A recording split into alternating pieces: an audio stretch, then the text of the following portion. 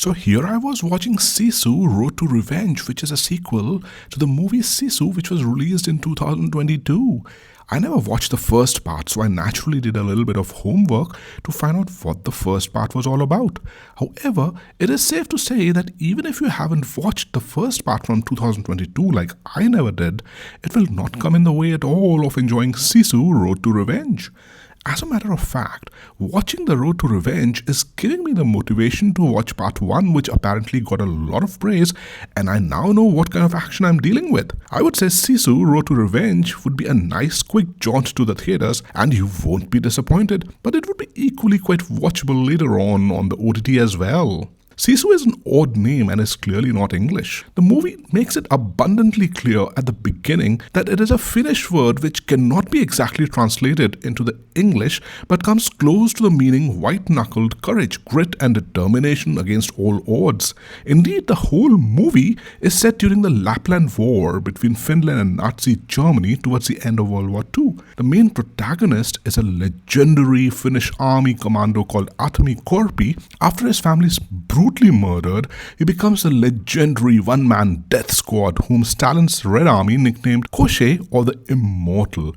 But he is less of an immortal, but more of a person who refuses to die. For the Finnish side, Atmi is the man, the myth, the legend. In The Road to Revenge, the protagonist Atmi, along with his dog Sulo, goes to his abandoned house in the area which has been ceded to Soviet Union after the World War II. His entire family has been murdered, and all that is left for him is to dismantle the whole house, load the logs of his house onto a massive truck, and off he goes towards the new Finland, his motherland, to rebuild a new home with the wood of his old one. And this journey with the legacy of the luggage of the logs becomes a mission for him, along with all the action that comes along the way. When the Red Army discovers Atami's arrival on their soil, KGB agents release Igor Dragunov, the man who killed Atami's family from a prison in Siberia to kill the legendary ex-soldier by any means necessary. And then it is Igor Dragunov versus Atami all the way. On the one hand, you see those captivating landscapes of the Nordic region, and on the other, you watch the unbelievable action in land, air, and water. There are hardly any words spoken by anybody in the movie. In fact, Atmi doesn't speak a single word in the entire movie.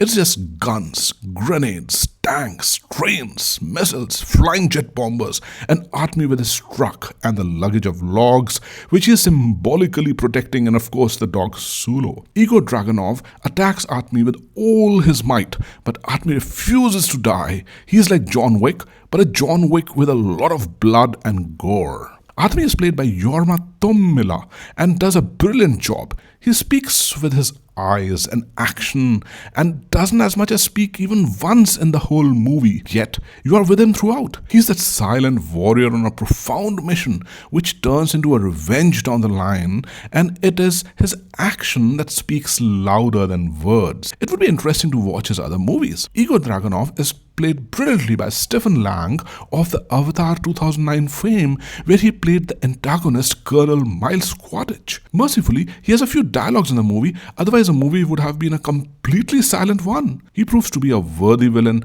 and your blood boils when he almost kills Atmi, saying that he expected something legendary instead. I'm sure you would enjoy the movie and you naturally will root for Atmi and his cause. But I felt that sometimes the action was way over the board, and it is almost difficult to justify to yourself how could Atmi possibly not only survive with what he is up against, but also be able to protect his delicate luggage of the logs of his old house in presence of so much hell and fire around him. But then all that action starts falling into the poetic zone where you're swept away with the emotional attachment that you develop with Atmi and his family, that you start believing what's going on, and it almost becomes kind of strangely satisfying.